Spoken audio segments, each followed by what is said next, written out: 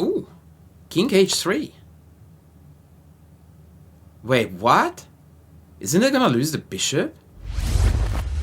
Hello to the chicas, hello to the chicas. Welcome back. The journey continues with round 3. We are on the back of a glorious victory by Nelson in round 2. And now he is behind the black pieces.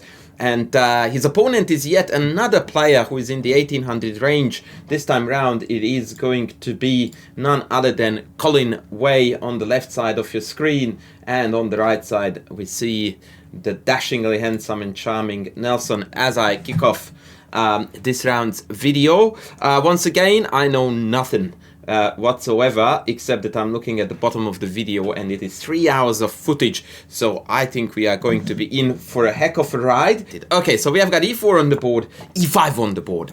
Now I'm saying it with excitement because as far as I was aware, good friend Nelson is dominantly a French player. Maybe I'm wrong about this, but I recall that he has had a collab with a certain GM where they talked about various ideas in the French. I think that was Avetic too. And we have a Vienna defense with knight c3, and Nelson, by the way, why am I looking at it from White's perspective, responds with d6. Okay, hold the horses, boys, because we need to talk here a little bit of business.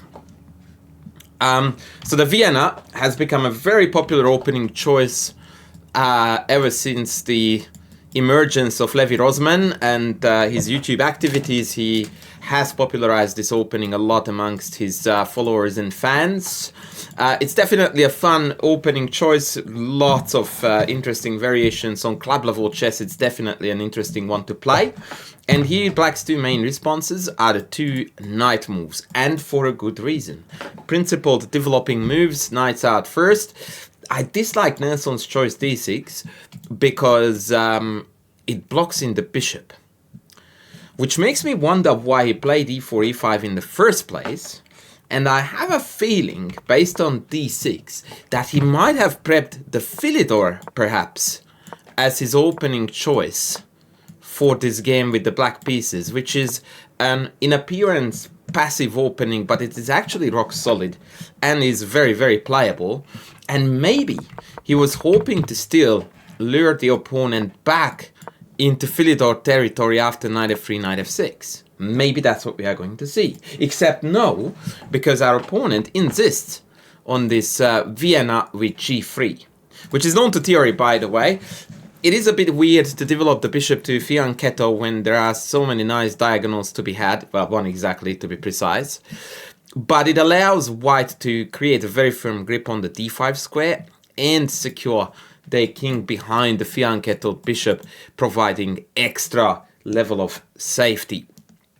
Knight c6, knight f6 are the standard moves here. f5 is a bit on the wild side. I'm not sure if we can get away with f5. It's definitely a very, very bold move from a bold guy. Note that it does allow the check, but we can always kick that with g6. But if I had to bet, which I tend to do when I'm recording these videos, knight c3, 6 appears to be the move that comes to mind first, so that's what my bet is on. Yeah, it's interesting how he wants to, like, not only does he need to find a move now, but he almost needs to think about an entire piece formation. So one idea would be to copy the opponent, funnily enough. Play knight c6, play g6, play bishop g7, put the knight on e7, and take it from there. And knight c6 per played fits into that scheme perfectly well. Not the only way though. So after bishop g2, which is something that I anticipate, we can still go knight f6. And I still quite like f5. Call me cray-cray, I really do like f5. Which is, funnily enough, now come to think of it, is a reverse Vienna. Because in the Vienna, if you play here either knight out, white usually plays f4, which, if you will, is a deferred king's gambit. It's just a delayed king's gambit. And now with the opponent playing g3, I would be very inclined to reverse the tables, to turn the tables on the opponent, and be the aggressor, be the guy who wants to play for attack initiative, aggressive play, chuck in f5, chuck in knight f6, bishop e7, castles, and we are golden. In strong contrast to that, g6 is a very solid, sturdy move, but it is basically copycatting white, and as such, it is also the boring choice. Nelson went with bishop e6. Look, what this move does well is that it prepares for a potential queenside castles, inviting a great degree of imbalance in the position. And I like that. What I dislike about this move is that it seems to disregard the fact that white hasn't quite given up on what is, by the way, the correct way to play chess, which is to contest the center immediately. And so now after knight e2, white basically says, I don't care what you play next, I'm gonna hit you with d4. And since chess is played well when it's played in the center, says someone in a very famous chessable course, this is the move that concerns me a lot. Because now if I just play the standard move that bishop e6 kind of announced, then comes d4, striking at the center, I have to take, and after knight takes d4, now white dominates the middle of the board, white has more space, it's just an altogether much more pleasant position for white, as you can see, confirmed by the bar going further down. Note that now we want the bar to go up because we are black. So this is my concern with regards to bishop e6.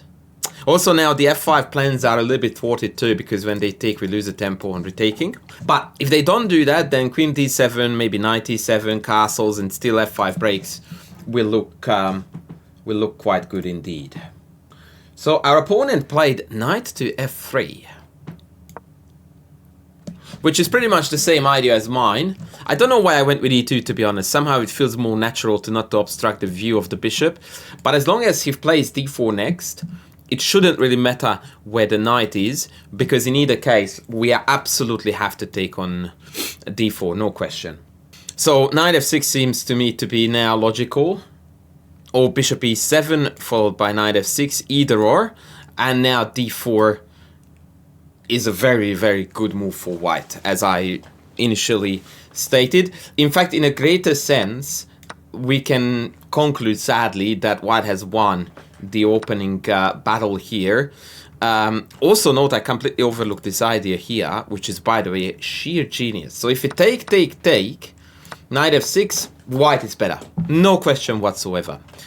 Greater piece mobility, better central control, easier play altogether. But retake is not compulsory. We are not playing checkers. We are playing chess. And what we really want to do is to have a knight on d4 so that we can pester the light squared bishop. So what we do, instead of retaking here, is that we play knight b5, and then we retake with the knight, and then with the knight again. And that allows us to hit the e6 bishop. Check this out. Take. Now you may ask, why is it a big deal? This bishop is protected. That is true. But in open positions like this, where the pawn structure is not clogged up, lots of free diagonals every which way you look for bishops, bishops are much preferable over knights. Like, this is not an equal trade. This is clearly a better trade for white. Like, we are losing basically a material value of half a point at the very least by trading that knight for bishop. So that's the justification of this crazy cool knight b5 idea. Now, the Chicken Chess Club move, which I always like to refer to, of course, would be for white to continue development very, very timidly with pawn to d3, not to d4. And by the way, this is a typical mistake that club level players make all the time. That they have the potential to play d4, fight for the center, challenge the center, and instead they play a very timid d3, which means that we are basically giving up on all opening advantage we had access to by d4. Do not be intimidated by conflict in chess. Chess is fundamentally a game revolving around conflict, and so avoiding mini conflicts like this d4 move that obviously forces you to calculate a few ideas and consequences, and evaluation is thrown in the equation too. That is the way to become a good chess player. that you regularly look at taking conflicts and you pick the ones that favor you. Challenging the center almost always is a good conflict to go for. Show your hand. D4 played. Good chess played by Mr. Colin. And now Nelson is in the think tank. If I had to predict, I would say that he's going to take. By the way, I'm thinking maybe we can avoid with black this ED knight b5 scenario, which is quite deep, by the way, by taking with the knight first. The point of this capture is that now after take knight b5 with the idea of retaking with the knight is not playable because we can defend the pawn. That is quite a subtle concept, but I wanted to show you this because that is actually what I believe black should do. So the game should now go optimally from our Nelson's point of view with take, and then knight f6, developing the last undeveloped piece, excuse me, and then either castles or developing the bishop. Even b3 followed by bishop b2 is an idea, double fianchettoing, something that you don't see too often in chess, but it's definitely a sound choice. And we're looking good. The d4 pawn cannot be ignored because d5 is pending, and yes, Nelson goes in with the knight take. Very, very good chess there. Very good. Yeah, take is incoming, and I would be shocked if it was a knight f6. I mean, you can play bishop f6, but I think it just messes with the coordination of our pieces, because the knight likes to be on f6 and not on e7, and the bishop likes to be on e7 and not on f6. And as I say this, Nelson carries out bishop f6. Is it a mistake? Definitely not. Is it the best move on the board? Also definitely not. My big mantra is that natural moves should only be overwritten, and knight f6 is the natural choice here, if you have got really, really compelling reasons why you are doing that. And scoring one tempo on this queen, in my opinion, is not good enough an explanation as to why we are placing our pieces like this. Now, obviously, the knight is en route to c6, but even there, right, let's say after castles or bishop e3, knight c6, f4, once again, we have lost the battle for central control, and consequently, we have just lost the battle as far as the opening was concerned. This is not a position that Nelson will like to be in with the black pieces. Now, that being said, it's not like knight f6 is a walk in the park, but at least now these pieces all look quite sensible, and then we can castle and then maybe start playing something like c6, bring the queen out, perhaps play b5, b4. There are ideas here that we can play for. As you can see, the bar is indicating that we are only marginally worse here. After bishop f6, the situation is a little bit less happy. So tuck. No knight b5 here, we went queen d4. I'm yet to figure out a better way to promote these lines. Queen d3 played. And knight e7 is going to come for sure. Or c6, but either or, one will be followed by the other. So knight e7 played by Nelson. He castled. Okay, very logical choice. One of the more timid ones, if I might say so. I would have preferred the bishop e3, let's say, I don't know, castles and f4 way of playing. And the reason for this is because this way I am floating both castlings with white, which obviously puts more pressure on black because I need to find plans which are adequate for both. And that's not so easy, or at least more challenging than when someone immediately tells you that, oh, by the way, I'm going here. Right, so Nelson now no longer has to worry about, for example, getting pawn stormed if he were to castle here. In fact, knowing how he thinks, or I believe I might have an idea of knowing how he thinks, he might want to... Oopsie, that was not what I wanted.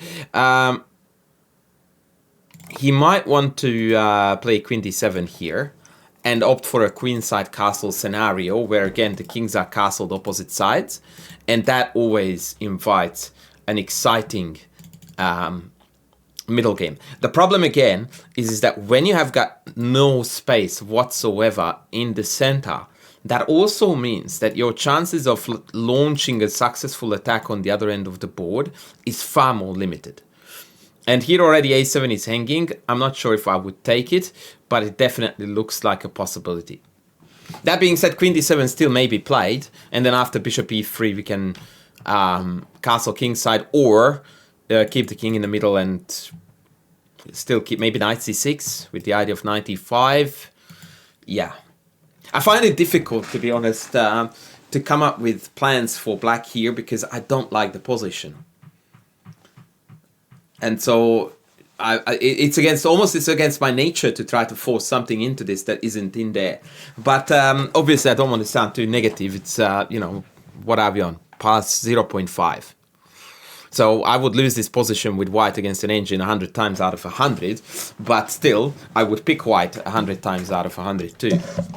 H5. Told you that he's an aggressor. Cool beans. Now,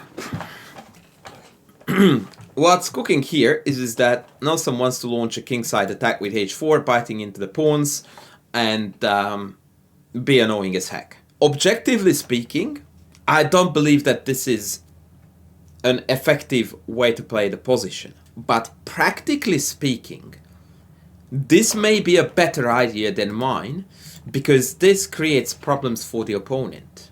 And as I explained it earlier in the previous videos, generally speaking, you want to create problems for your opponents, because that's where mistakes are drawn. Now, this applies more so on lower level chess than on higher level chess, but nonetheless, this is now an issue that white needs to solve. Now, generally speaking, when you are facing something like a move like h5, the best method of dealing with it is almost always aggression. So, and the reason for that, by the way, is because by far and large, most times in chess when a question is asked, the answer is much more likely to be aggression than passive defense. That's an 8-to-2 ratio. And so here too, you should not be on the defensive just because your opponent unleashed h5. Usually moves like these strike fear in players. It shouldn't. Like, your opponent is entitled to try to attack you, but that doesn't mean that there is an actual attack coming or that it is something that you need to fear. And so here I would counterpunch immediately with f4. And it also allows me to play f5, kicking the bishop, and then closing off the entire kingside. Remember that fundamentally, the idea of h5 is designed to open up a file. So for example, h4, whatever, take, and tada, I have an open file to attack along. This is the idea, right? So from white's perspective, what white wants to avoid is to give the opponent the open h file. Look at what I did. I played here f4, I played f5, and I played g4. Now, on lower level, people say, oh, but now you just opened up the king. No, the opposite. I closed it off. There is absolutely no avenue for the black pieces to get to the king now. Just because you are moving pawns in front of the king, which the basic chess advice is to avoid, which is, by the way, a sound piece of advice, it doesn't by default mean that you have weakened your king. In my king safety course, if I may plug my chess work, one of my most successful chessable courses, I do talk a lot about the fact that king safety fundamentally, first and foremost, is not determined by how many defenders you have in front of your king. It is determined by your opponent's ability to attack that king. Right? So it doesn't matter if I have 0 pawns in front of the king if my pieces physically cannot get there. Who cares how many defenders you have, right? And it's not like the white king is lacking defenders, but what is crystal clear is that none of my pieces have the faintest chance to get anywhere near to this king. And thus, this king is super safe. A heap safer than in the other scenario where we allowed black to carry out this attack and open up the h file. In terms of numbers, I've got a lot more defenders very close to my king, and yet it's a lot less safe, because now I have queen d7, bishop h3. Whereas in the f4 scenario, the king has got fewer defenders, it feels a lot more loose, but my pieces can't get there. It's not an easy find though. So I'm not sure if Mr. Way is going to find f4, but it is certainly an idea. By the way, h3 is also a possibility with the idea of pushing past. But this invites queen d7 with a tempo when king h2 is forced, and maybe now after castles, it's quite playable for white, black rather. Excuse me. Woo, hoppity hop, knight d5. Okay, that's not a move that I reckoned with. Not a bad move, by the way. We should have reckoned with this. Put your pieces in the center is always a sound piece of chess advice. What the opponent is cooking here is the fact that if we take on d5 with the knight, then we are opening the e-file onto our uncastled king. Check. And now we have to kiss goodbye to castling rights. Ironically, this is not that bad for black, because I can hide the king, castle by hand, and it's just a little bit of a space disadvantage, lack of space rather, that concerns me for black because of the d5 pawn. But this is quite playable, surprisingly. Alternatively, I can take with the bishop, but that surrenders the bishop pair, and then play maybe queen d7. But this is less to my liking, because the knight is passive, and yeah, we are missing the light squared bishop. So this guy might have a long-term potential, maybe on this diagonal, maybe elsewhere, but yeah, this would be less appealing to me. Last but not least, we can choose to ignore knight d5 and play queen d7. This, of course, invites this trade, which creates double pawns, which we don't care about, as I already explained it in round 2. The problem, however, here is that queen d4 attacks this pawn in a way that makes life very, very difficult. And I'm afraid that the move that I just caught from the corner of my eye, h4, might have similar problems. The reason why it's acceptable compared to the line I showed you is because after take queen d4, I now have lots of knight jumps, and the queen is covering the f6 pawn. But the issue still remains that after take, once again, white obtains the bishop pair. The double pawns itself is not the problem. The problem is that f6 is difficult to hang on to. Maybe queen c3. And now if knight g6, then we have got f4 incoming. So if you are wondering why is it that the bar now is so heavily in black's favor, it has less to do with the fact that we allowed the structure to be ruined, and it has a lot more to do with the fact that by far and large in chess, we shouldn't be able to carry out a successful attack on the enemy king, which is safely castled, while our king is still stuck in the middle. If in this position I had my queen on d7 and I were castled, look at the bar. You see? Black is clearly ahead. But I'm missing these two moves. Right? I'm still two moves away from castling, and it's not even my turn. That is the problem. So if I really want to have my chess coach hat on, then what we need to recognize here is that chess principles have been violated. Namely, that we launched on an attack before we completed development. We needed to develop the queen, we needed to castle, and then when the army is ready, that's when you launch the attack. Unfortunately, we launched the attack a bit too soon, and our opponent played very good chess to highlight the issues. Now I need to catch up on promoting moves, apologies. To punish us for these unprincipled moves. And now we are definitely in a pickle. We are definitely in a pickle.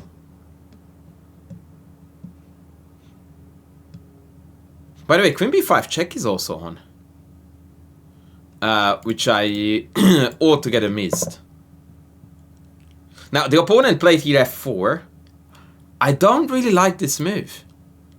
But let me just have a look quickly. I know that you want to see what... Actually, I will show you. So f4, the bar is going to go up. Ha! Told you. It's because I didn't like it. And the bar is listening. Okay, so Queen b5 check was winning a pawn.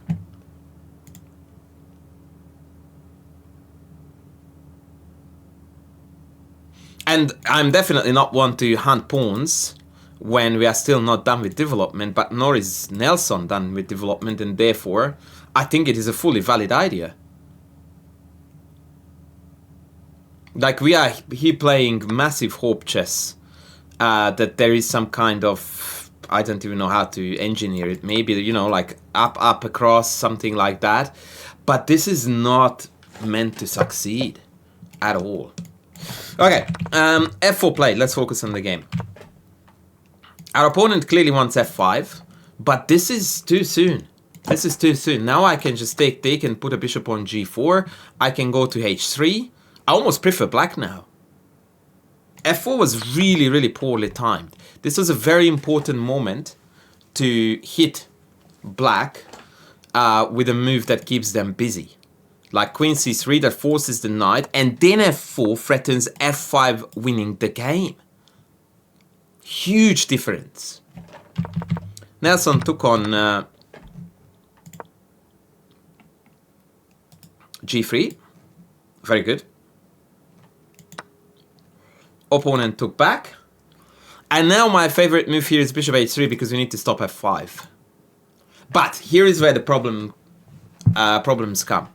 This motif hasn't been dealt with. So if we go there, this check is still on.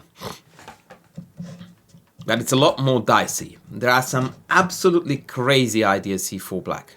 For example, here, here, and king here. Now that is a heck of a move to play. The idea is that we needed to protect the knight. Queen couldn't do it though because that would hang the rook. And also by moving the king, I am introducing the queen to the attack. A crazy cool idea. And of course e5 trying to attack here is useless because I can eliminate the bishop. And now black is just winning. So yeah, now it's open game, baby. Now it is open game.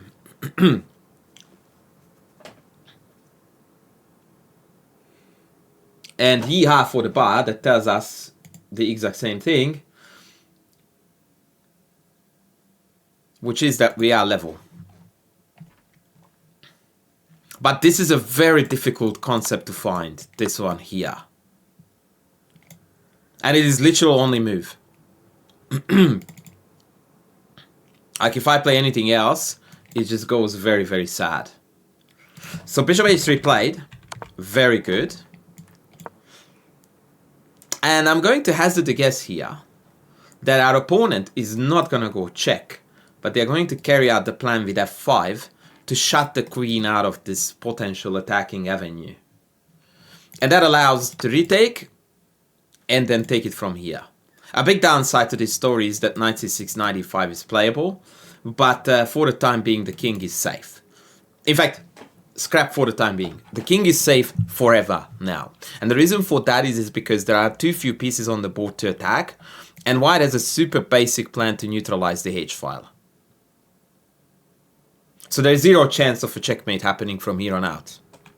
But there's also very little chance that we can lose this, which was definitely a very real possibility after this retake, and then at this point either check or queen c3 would have caused a lot of hurt. So take, bishop h3, let's see what happens. Yep, that's exactly what's coming. So your opponent took, we're gonna take back, yep, and king g2. Now, the brilliant news is that the position is dead even. So we managed to fend off the possibility of a loss. The bad news is that I really can't possibly fathom an idea or a plan that would allow us to play for a win. Like, we really have to go crazy to play this for a win. Yep, Queen D7 played, F5 played. Everything goes as per expected. And now Nelson will either pull back here or here or here. I don't even know which one I would do, to be honest. I reckon I would go H7. And then bishop out, knight c6. Oh, actually not knight c6, sorry, castles, because I want to hold the h-file. This is what I would do. And likely we are going to end up in this endgame. Take, take, take, take, take, take, take. And I would deem this to be drawish. And the Iva Bar agrees with me big time. I would be very surprised if this was not how the game went. Very surprised. So this is where we are. Yep, rook h7. Great minds think alike. Now, what really is confusing me is that I don't know how to put it so I don't sound condescending. If I play this game against someone rated similarly to me, I would assume that this game was gonna fizzle out into a draw in the next 10 moves or 15. Right? Like, we're gonna trade off all the rooks on the h-file, and we are in an endgame where my only weakness is this pawn, but that's too deep in enemy territory. I can put the knight on e5 to shield the diagonal draw. And I'm looking at the footage, we are 51 minutes in, and it's gonna go for 3 hours. So either these guys are going to show us here some Capablanca-esque endgame technique, or some crazy stuff is gonna hit the fan very soon. And frankly, I'm not sure which scenario would make me more excited. Okay, bishop e3. Now, my concern about this move is that I find it very illogical, knowing full well that black wants to plant a knight on e5. I want to be ready to eliminate that knight, because this knight here is an absolute monster. It's an outpost. So I don't want that knight. Remember how earlier I talked about bishops being worth more than knights? Well, this knight is definitely worth its weight in gold. So this is not staying. And as such, bishop e3, in my opinion, makes very little sense. It's not a mistake according to the engine, because even if the knight lands on e5, we have no target in sight. And so white, excuse me, is not risking too much, but boy, that was a weird move to play, in my opinion. Obviously, knight c6 is... Well, okay. I take back everything I said, or rather I have an addition here. If bishop f4, right, I can castle. If bishop e3 and I castle, then he might want to take this. Maybe that was the idea. But I don't like this, because now we can double up here. And maybe when the rooks all get traded off, I will have a double attack here on the bishop and the pawn. Maybe there's something better here. I feel like I'm missing some tactic. Oh! Am I gonna trap the bishop in? Yes, I am. Check this out. Take, take, take. And see ya. Wouldn't wanna be ya. The famous Fischer-Spassky motif when Fischer took on h2 with the bishop and it got trapped in. Same story here. This bishop is no more. It's an ex-bishop. This bishop has ceased to exist. So I think that was the plan, and it's a bad one. Yeah, Nelson is gonna castle. At which point the opponent is going to recognize that this is no go, regret the fact that they put the bishop on e3, and they're going to go, okay, let's trade. This is what's gonna happen. Castles played! Yes, yes, yes, baby. That's the one. High T chess moves all the way, baby. Let's go. Let's go. Maybe Colin is actually outsmarting me and Nelson at the same time. And the whole agenda, correctly known as agenda, behind bishop e3 was to play bishop d4 and pester the pawn here. Very cool. So maybe I go here and ignore it because I want checkmate. And after rook h1 we do mass trades. But now I am a move short to put the knight in here. Right, so now I would like to play 2 moves to cover up the pawn. So maybe here a central break is the way to keep everything level. Because if they take here now, then I can take e4.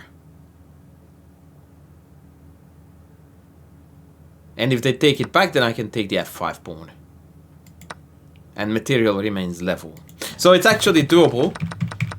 As in, we are not in trouble in any way, shape or form. And that move is rook h1. Well, that's a virtual draw offer. That is a virtual draw offer. As long as Nelson plays rook h8. Maybe it's better to completely give up on the idea of the h-file, since there is nothing to be had there. Take this, and then go after this guy. Now we have got a floating threat of d5, and the floating threat of knight takes f5. And for the first time in this game, it feels that our pieces are better coordinated than theirs. Because the d5 push is beautifully supported by all three, and f5 is also hanging due to the pin. By the way, I really don't want to blow my own trumpet, but note again that as soon as we need to find a creative way to play, it always brings us back to the center. d5 break. This is it. Very difficult find, by the way, because we have been trying to break them on the Kingside and the h-file ever since we played h5 like 10 moves ago.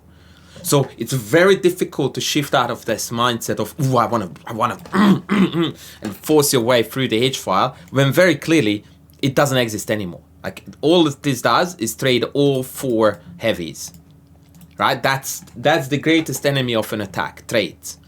So here we need to realize that we need to cut the losses in terms of the attack vanishing, and completely change direction from Kingside to center.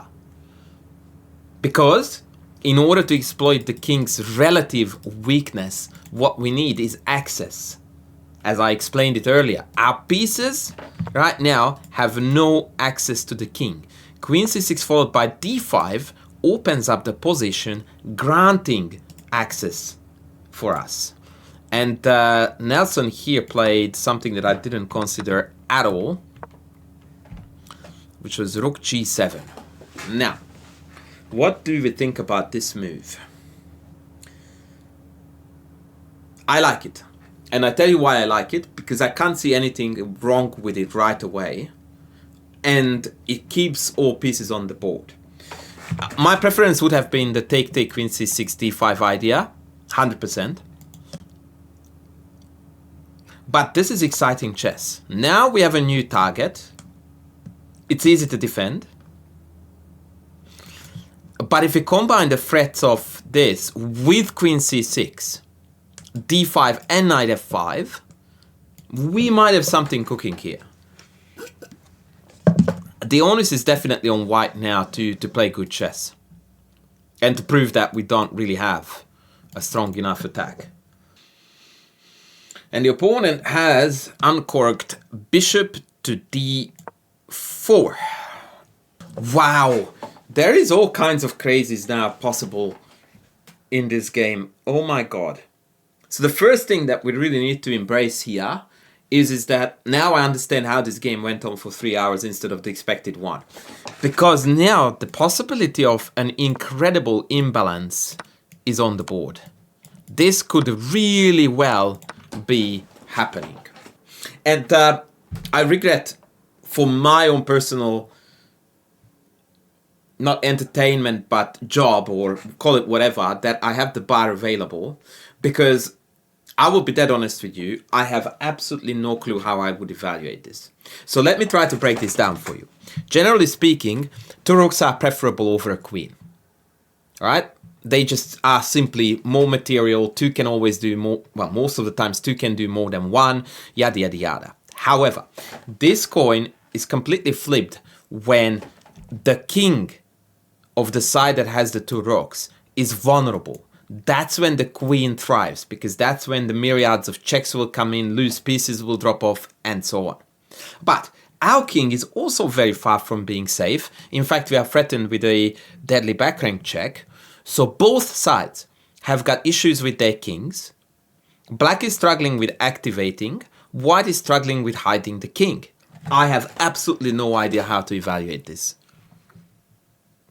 My gut feeling is that I would prefer to be black here on account of the long-term issue with the king. Like, this king is never gonna be fully safe, whereas this guy can be tucked away here. This is absolutely mind-bendingly complex. And I think it's more or less forced, because if after rook dg8 they play rook h3 to defend the pawn, then queen c6 followed by knight f5 is gonna become a royal pain. Bishop f6. Oh, actually, this is next level. Whoo, boy. This looks like we're losing, right? Rook g4. Bishop e7, rook e4. And now the bishop is under attack. And this bishop is not savable on account of this check, which means the queen. But maybe if there was mate here, rook e2. Yeah, it's actually mate, my bad. Double check. And normally where the king goes, it's mate on g2 next. So this discovered check ensures that white has to sidestep it, and then we retake the bishop, and now we're definitely winning. So, yeah. Holy smokes, guys. We are headed for absolute carnage, chaos, and mayhem. This is gonna be on the board. Oh, even the hoodie went on. Nelson means business, guys. Oh, actually. Wait for a second. Team Nelson, baby. Okay, if we go queen c6 immediately, that may be inferior, because here I can play a move like this to defend the e4 pawn.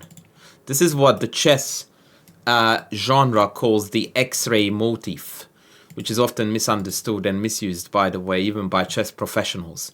The idea is that a piece looks through the body of an enemy piece in order to defend a friendly piece.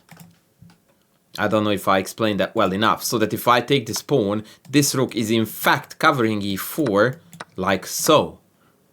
This is the X-ray motif, and that puts a bit of a dent in our attacking prospects. That is the reason why we need to start with this. And then queen c6 next. So the difference between the two lines is that, sorry, not rook g4 first, is that if you play rook h4 here, then now I can follow it up with knight f5 and the rook is protected. Since white played rook h4 in this variation in 2 moves.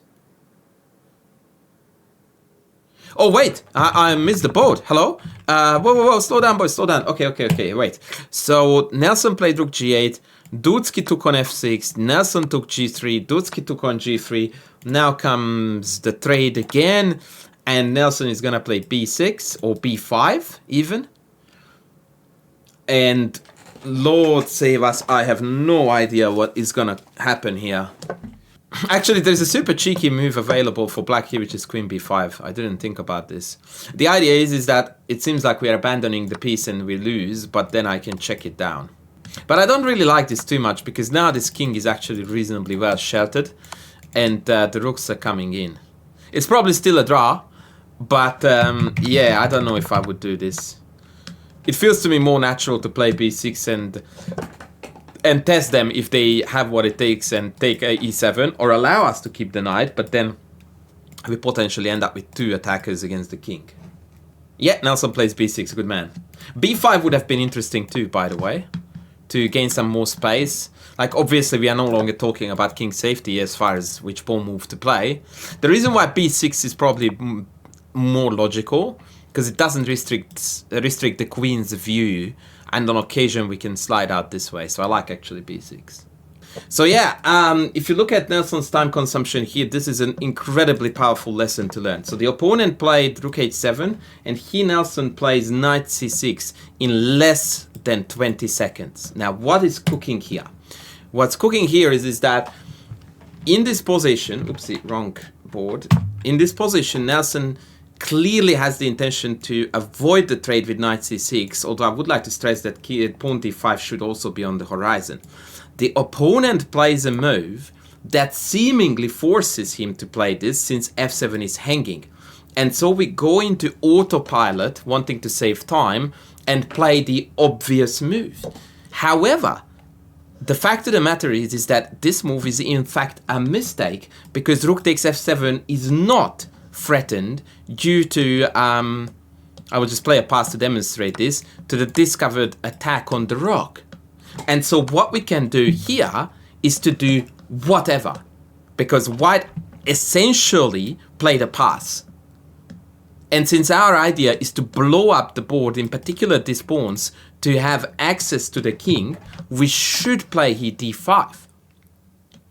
And now after bishop takes e7, queen e7 and take on d5, you are going to see the first example of why it is so dangerous to have an completely naked king against a queen, because the checks are going to hurt a lot. I can't go onto the f-file because that is exactly the demonstration of the power of the queen.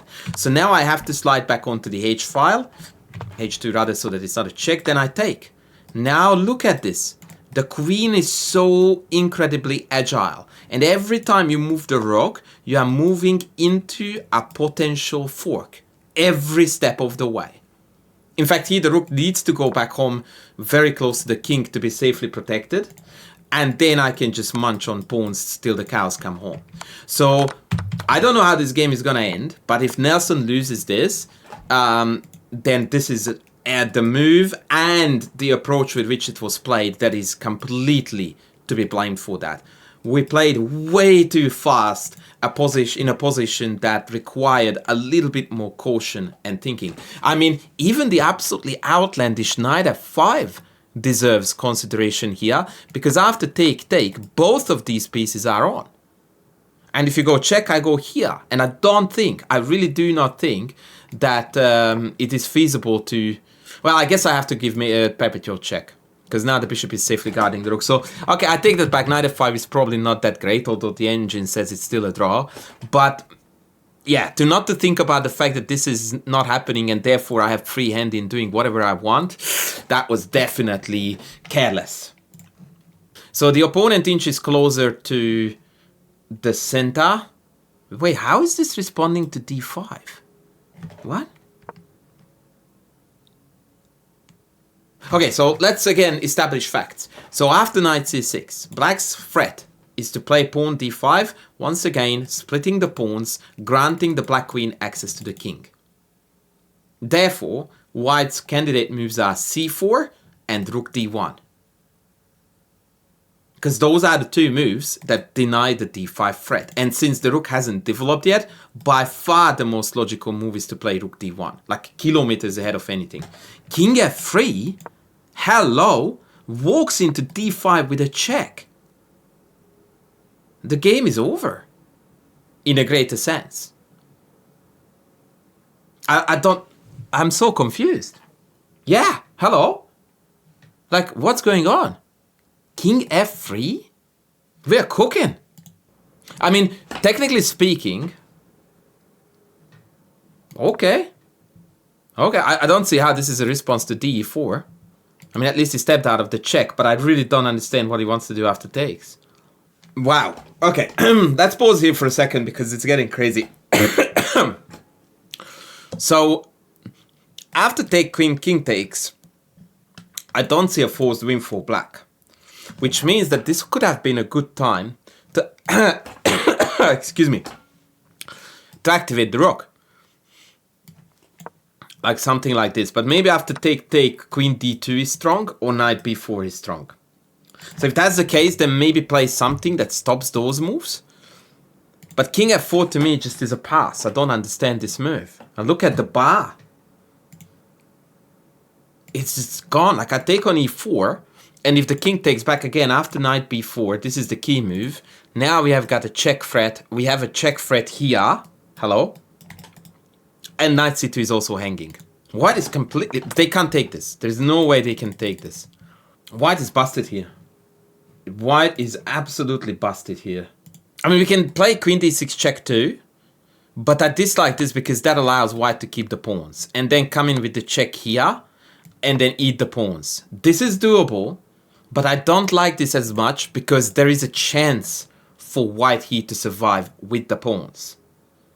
For example, here taking b2 is a grave error on account of e6, and all of a sudden the pawn is running. So we do not want this. We want take, clarify the situation, eliminate. Yeah, that's it. That's it, man. Let's not make it complicated. Beautiful choice by Nelson. Great stuff. King takes e4, and after knight b4, it's all over. Oh, Nelson played queen d2. Okay, I guess similar ideas. We want to pester the king. And if takes on f7, I'm pretty sure that we will be able to check the rook down again. Watch, check. Oh yes, and if king here, then check. If king here, I will show you that. Again, a beautiful fork. If king here, then I can take f5. And now this is absolutely stunning. If the king goes to here or here, I check the rook down from here.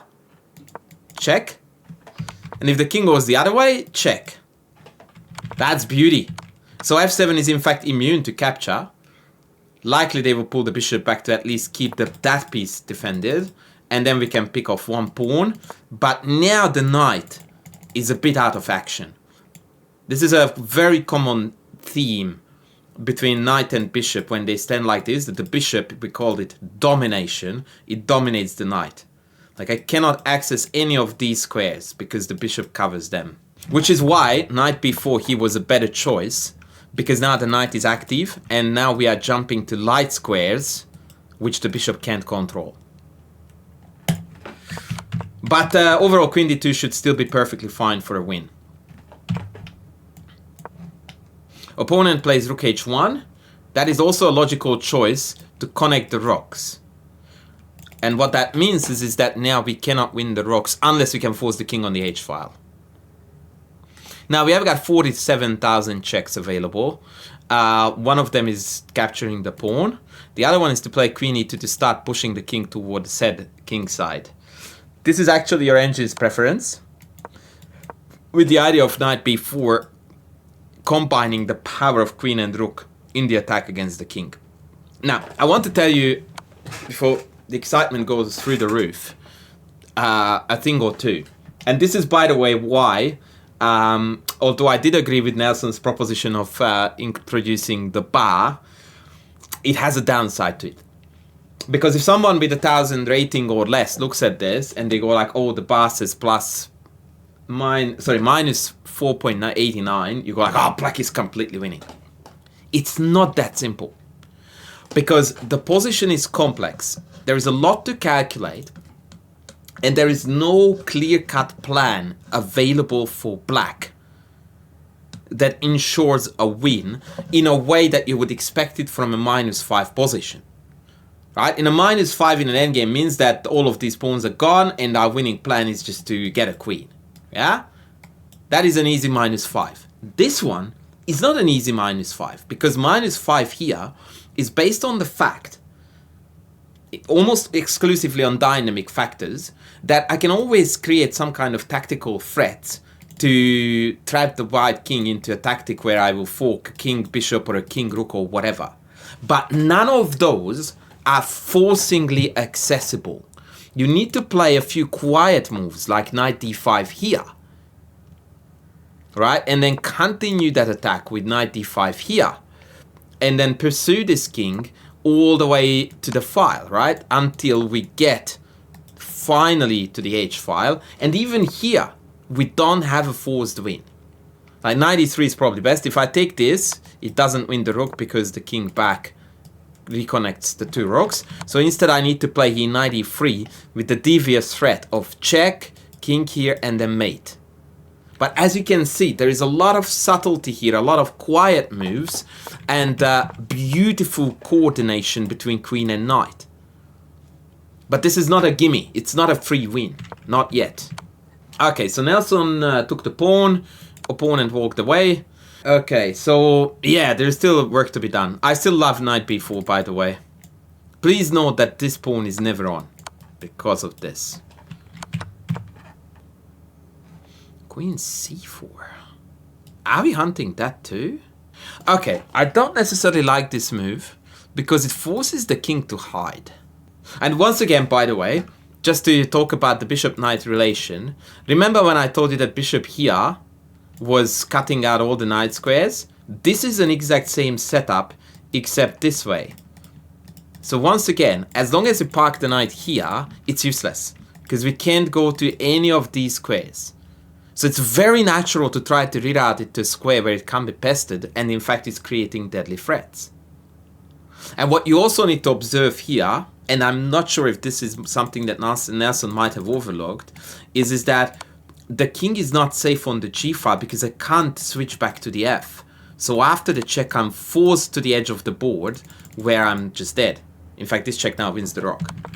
So perhaps king e5 is forced here, but now we can actually trade down to this endgame where we have got too many passed pawns that will ultimately succeed. I'm not quite sure what's the idea with queen c4 here. What the idea is with queen c4, because it eliminates the tactic. I don't like this. Like I want, you know, to keep this as a reserve against take. It's a preemptive move to prevent the capture, but that's on lower level chess, and I'm not suggesting Nelson here, but on club level chess, people play things like this to defend the pawn. Why would you do that? That pawn is not hanging because then check wins the rook, right? So that is not a problem you need to attend to. So let's do something else more productive, make the other piece active. Okay, king g5 played, and as you can see, this check already invited the bar to go down a lot. Because now it is a lot more difficult for black to go after this king. Remember how I was condemning knight c6 earlier? When we could have played d5. This is another move that makes me feel uneasy. Because the thing is, Nelson can now capture another pawn, yeah? So if you look at the summary of the last 5 moves, this is what happened. We captured 2 pawns, but we forced the white king to a spot where, comparatively to previous scenarios, is very safe. So now you would like to, excuse me, then go like, okay, but we took the 2 pawns, right? Yes, we did. How many passed pawns do we have as a result of us capturing those pawns? 0. And that is how you determine that this plan was not it. If you take 2 pawns in an endgame and you still have 0 passed pawns, that means that something went wrong with that plan. And we really should have pursued instead the white king. Yeah, pawn capture played. And now white has time to reorganize. Like rook g7, rook h7 and go after the f7 pawn looks like a very obnoxious plan. Rook g7. As per predicted. And now queen b3 is actually vital to introduce this queen g3 idea. And remember that I was telling you about the bar? You could hardly see the tip of the thing. And now, hello, we are almost level. Having captured 2 pawns. Chess is cruel, man. Chess is cruel. Now we have a lot of climbing back to do. Knight b4 now. That feels very, very counterintuitive. So just on account of where the main action is, now we feel like we're moving away from the battlefield, right? Now, granted, I told you that the knight can't go anywhere because the bishop was dominating it, and it wants to come back to d5, but I feel like this is the wrong moment to do so because now we're losing f7. So it was time actually to reactivate the queen first as a priority, and once that's done, we can think knight. Maybe bishop c3 was what discouraged Nelson, but then we have queen d5, and now the knight can come back into the game from here, hitting f5. Yeah, maybe after rook h7 I have to play the super ugly knight d8, so yeah, no, I can't really blame him for knight b4, nor do I want to blame him for anything really. But yeah, this is not gonna be easy now. Your bar tells you that even, but let me tell you, it's a lot easier to play this position now for white than for black. Because white has an easy plan. Take the pawn, promote the pawn. And black's plan is based on dynamic factors. Checking, finding loose pieces, trying to combine the power of queen knight to cause some major hurt to the white king. That's it. But that is, you know, a lot of calculation, a lot of precision. White has the easy moves now. Take and get the pawn in. Knight d5 back, logical. Yeah, rook f7, logical. And now, according to your machine, most queen moves, and according to me too, that bring the queen back into the game, should be good for at least a perpetual check, constantly pestering the king. A potential line, queen c4, which by the way also defends this guy even more than it was before.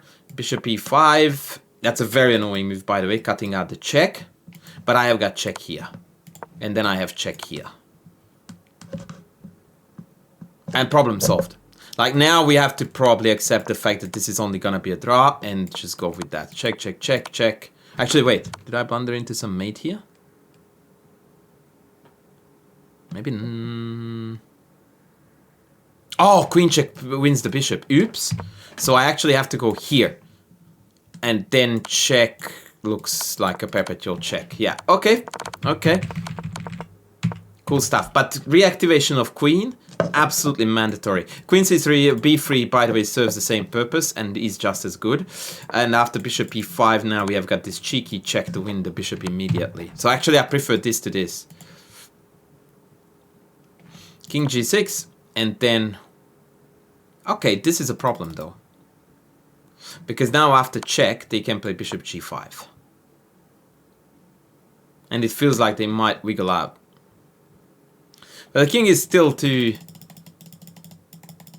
tightly jammed in. And by the way, there are scenarios where you can just go after this pawn and then sack the knight for the f6 pawn, take the other pawn with your queen, and then we have got this really weird imbalance of rook, rook, bishop versus queen, 3 pawns. Should be a draw. But this, once again, like this is a nervous story, right? Like when you play this with black, a position like this, it doesn't feel pleasant because you're constantly worried about the pawn running in. And you are once again relying on dynamic factors like pestering checks, pins.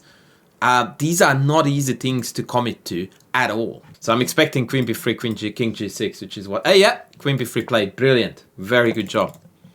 Very good job by Nelson. What? He went back to c3. Okay, now queen c4 and we can reheat the threat, so to speak. Do we want to trade? Absolutely not. Why? Because we blundered this. That would be an absolutely tragic idea. But queen c4. Knight keeps the c7 pawn and now we're coming in with the checks, pestering the king. Definitely the most logical move by far. We could consider b5, b4 too, by the way, kicking the bishop. But that is a bit quirky. I think queen c4, queen f4 is the clean way to play. You definitely need to be annoying this king. Queen c4 played. Bishop e5 played. And queen c1 check was played. Excellent. Okay, very good. Very good. Opponent went back to g4. And now there is a trillion of checks incoming, indicating a drawish outcome. So check is good, and check is good. As long as we check, it's good. So one thing that you might want to worry about with black is that if we keep on checking here and here, white may be able to zigzag their way down to h8. Something like this. And so in order to prepare that, maybe check here and then check here is the way to go, because this check enables us to have another check down here. And now we have got a textbook case of a perpetual check, with the two rooks being completely unable to interfere with the checks. That's a beautiful idea. Not easy to find at all. Like this looks like a very risky... Ooh. Wait, what have I done again? So queen b3, bishop c3, queen c4, bishop e5, queen c1 check.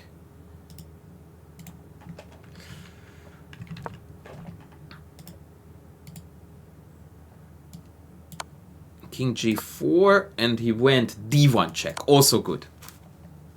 Also good. King g5, and then we can go check or check, either or. Ooh, king h3. Wait, what? Isn't it gonna lose the bishop? Oh my, this is so rough. So now after check bishop g3, I thought that we had check and win. But unfortunately here, instead of mate, they have king h4. And now this is a perpetual check. check, and the king can't go here because the bishop drops, check, and that's a draw. But there is a win to be had here with the absolutely outlandishly crazy, wild, insane move, king b7. And the idea behind this move is that black wants to play here knight e3, which introduces various checkmate ideas. But in fact, it's us who is now getting mated because of check and mate. And so the win is to play king b7. White can't wiggle out of the pin, really. So I play a pass. And now after knight e3, check here, we managed to dodge the checks. And now white is getting mated. So the main threat in this combo, by the way, I will play a pass to demonstrate. Check, block, check, and mate. Now this is a ridiculously tricky idea to find. But one sense is that king h3 was definitely a bad move that invited a lot of unpleasant checks and giving chances to black here everywhere. This check wins now, this check wins now, everything wins. But remember, Nelson doesn't have a bar to tell him that. But this feels off. It definitely does feel off. The king feels safer when it's hugging his own pieces and can hide in between them. Here, it's way too exposed. So the queen check is, in my opinion, mandatory, because you see that after either of these, you check down the bishop. And so bishop g3 is forced. And with the knight ready to jump in, it just screams to be the right way to go. Queen f1 was played instead of f3. Yeah, this unfortunately let the king off of the hook. This was tough. I must admit that this move here, to even contemplate, is a difficult challenge. A pity, but that was missed. Queen f1, king h4 played. Queen h1 check played, and now we are back in perpetual check territories. So check, and this is what I showed you with queen d2. And then the king can't escape here because of this idea. Yeah. So the opponent is thinking that he's now back on track with king g5. You could see from the body language that he's excited. I think he has fun, this idea. But it's not going to be good enough for a win if we find the check-check combo. Also, check here is an idea to deny the king to go here. But after king g6, we have the same problem. Oh no, actually there's no issue there. Check, and if the king goes h6, then we have queen e3 again, checking the bishop down. This is way too tricky and tactical, by the way. If you feel overwhelmed by the various queen checks and all those combinations, rest assured, the players are overwhelmed by this too. So this is the current position. Yeah, so queen g1 check was played. So now after king h6 we need to find... oh no, never mind, queen e3. So yeah, queen h5. Yeah, it's a draw. It's a draw. We have got a perpetual check. So unless Nelson goes crazy and wants to play for a win, we now have a draw in the back. h4. Now we go queen e1 check. Huh. So Nelson doesn't want to draw, which was to be had by queen h1. He instead forces the opponent to block the check with the bishop. And now the chaos continues with check, king here, and then pin. It is exciting. I like the fact that he's playing for a win. I wish he had had, though, the mental fortitude to find the queen f3, knight e3 line then, which was the win to be had.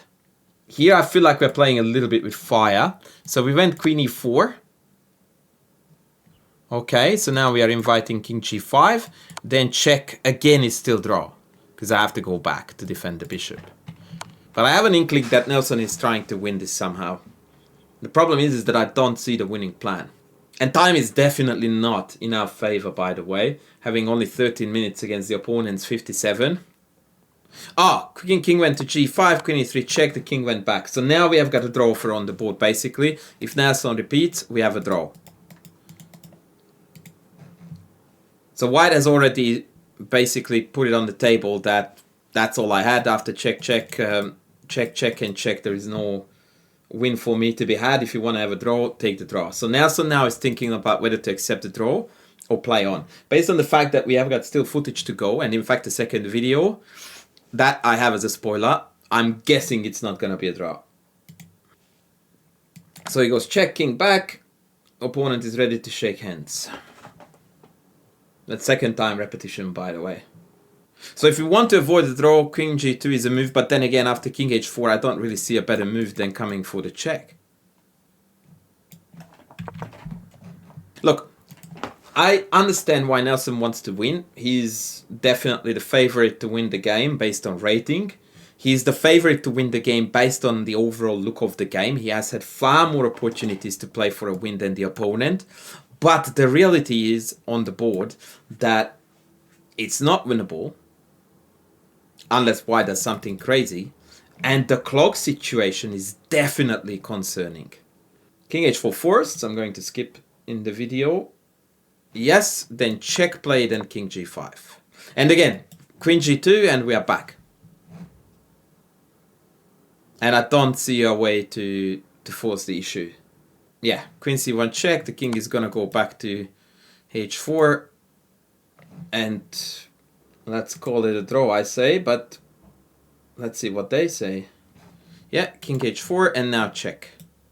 So one of the worst things from a practical point of view that you can do when you are pushing for a win is to look for winning plans, not finding any, eating into your time like crazy, which is what Nelson is doing now, then still having various ways to have a draw on the board, decline all in the hope of a win, and you find yourself in a losing situation where the position is still complex, but you no longer have the perpetual check and you have no time left.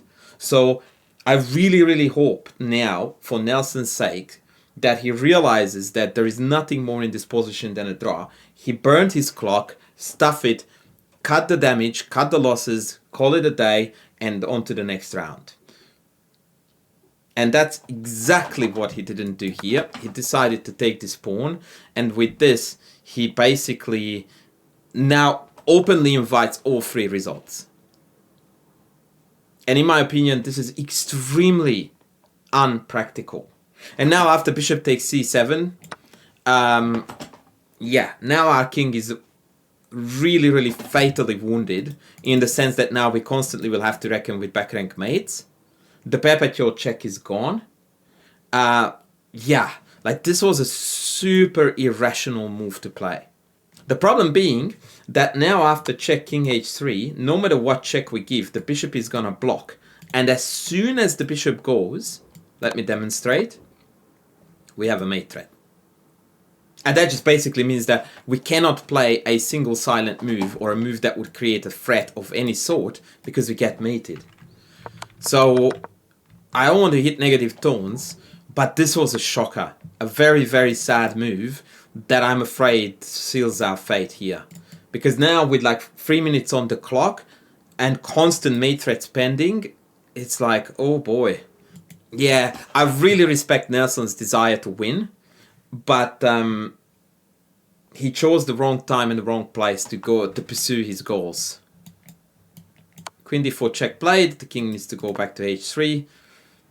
And basically all you're doing with white now is to try to inch closer to a square where you can block the check with the bishop. And the opponent is taking his time too, which by the way is a very wise thing to do because he senses that now the tables have turned. He has a bucket load of time on his clock, so there is no need for him to rush. He now has all the time to take to figure out the best moves. Yeah, queen check played, bishop back. And this is a very, very sad time to be Nelson because now we realize that the mate threats are deadly. We have a check here, but now the king is running to safety. If king check here, then king g5, queen check here, king g6, and I managed to hide my king. Queen check, maybe pawn push. Like the more check we give now, the worse it gets. Because we are facing the king to safety and to the side where it's going to actually support the pawn advance on top of the mate threats. Unfortunately, we are absolutely and beyond hope lost here. Yep, queen f1 check played, king h4. Oh man, this is a heartbreaking story to watch. Oh, yeah.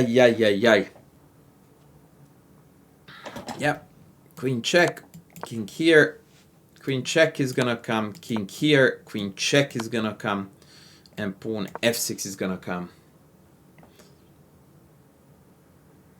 And the problem is that when you go check here, this move still retains the mate threat, even though now the two rooks are not connected. But this is a mate threat. This one isn't, because then the other rook is not operating, but this one is. And we actually can't stop this threat. Yep, so queen c1 check landed already. So this is where we are. And king g6 is coming. Yep. Yep, queen c6 check played, and f6 is coming. Yep, f6 played. Yeah. This is really sad, because I feel this is not, you know, like, I'm not saying that White didn't deserve to win this game, but I feel like Nelson certainly didn't deserve to lose it. Having said that, he had a Perpetual check so many times available. He opted out of it, and he opted out of it in a way that really didn't have any practical chances for a win. So that was definitely a very shaky call. And now after king g7, indeed, we are no longer able to stop the loss of the queen. Oh man. Yeah. This was very cruel. Alright, so he went here knight e3. Opponent played rook f8. Check, king back. And we're going to resign here because we can't avoid the loss of the queen, and we didn't even take this pawn down with us. Yeah. Okay, this was a tragedy. This was a chess tragedy of some sort, and now we get mated.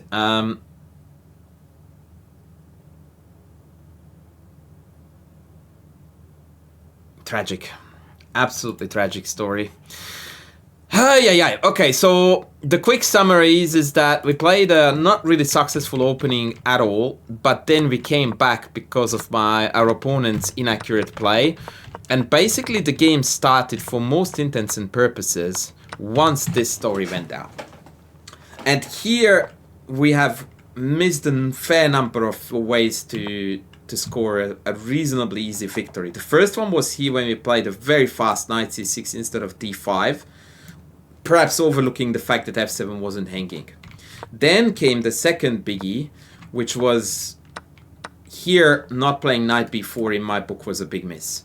Because this would have allowed the combined power of knight queen attacking this lone king, would have almost certainly granted a very easy victory. And then here came the final straw, where queen d2, knight b4, or immediate knight b4, again inviting the knight back into the attack would have been fine. Then we missed a fair few things. Actually, just one thing here. Yeah, this king move. Now, here we had a win with king b7, but this was a very tricky one to find. It's a very unexpected, quiet move to dodge the double rooks and then going for the kill with the knight move. Very tough stuff. Having said that, that's not how it went. Yeah, we had here multiple opportunities to take the draw, and that draw should have been taken. I explained that neither the board nor the clock situation warranted playing on. I would like to commend Nelson for his huge heart for not giving in for a draw and wanting to play on. But the move you play when you opt to play on is the more important thing rather than the gesture of the declining of the draw. And this move is objectively a blunder, because after the takes, we constantly are facing back rank mates, and ultimately Nelson wasn't able to dodge those rooks, and we went down. This was a really tragic game. It takes a man and a half to bounce back from a loss like this, but that's exactly what I expect from our hero Nelson. So this is going to conclude my commentary for game 3. We have nothing better to do than looking forward to game 4, where behind hopefully the white pieces we are looking to bounce back. So let's see how that goes. Thanks for watching. Don't forget to like, to comment down below, guys. And yeah, I look forward to seeing you in the next one. Bye. What's up, guys? That was painful. He offered me a draw like 3 or 4 times. I don't know if you could see that from the footage, but I lost track of how many times he offered me a draw. And I don't feel bad for not taking it because I thought maybe I had chances to win, which Stockfish actually agreed. There was a moment that I missed. And I also felt like I could get the perpetual check like at any moment. So why take a draw? Like, why not just play and try to win? And then if it doesn't work out, okay, then I'll get the perpetual. That was my mindset. And obviously that was wrong. I did find a way to lose it, which is very similar to what happened in round 1. But you know what? I didn't come here to get draws. I'm trying to keep it interesting. If I'm going to take draws, like, what's the point? That's not fun. So I don't know. Maybe it's a bad decision. I'll show you quickly. I don't know if it was covered in the recap or not, but the moment that I had that I totally missed was, by the way, I could have done things differently here. This plan of like hunting these pawns was silly. Should have focused on the king, the knight. Anyway, the moment was right here. We put king h3. This was a mistake. If I went queen f3 and then run with my king, I looked at this, but I couldn't get my past this move knight at 4. I'm like, I don't see what I'm doing. I don't see anything. There's no checkmate. But Stockfish says, no, you don't do that. You get here, you pin the bishop, then you run and tuck your king away so your king is safe from the rook, so you don't have to worry about all kinds of stuff here. And then you can finish doing whatever you want with your queen and your knight, and you're going to be just fine. That's what I had to see. And I missed it. And then even after that, I thought, well, I mean, I'm guaranteed to at least get a draw, right? Nope, not true. Because when I go over here and do this, now he gets rid of this pawn. And now it's so much more dangerous for me. Man, tough game, guys. Like I said, I don't regret not taking the draw. I do regret not playing better. But what can I say? That's chess. Yeah, this one hurts. But I'll see you guys in the next round.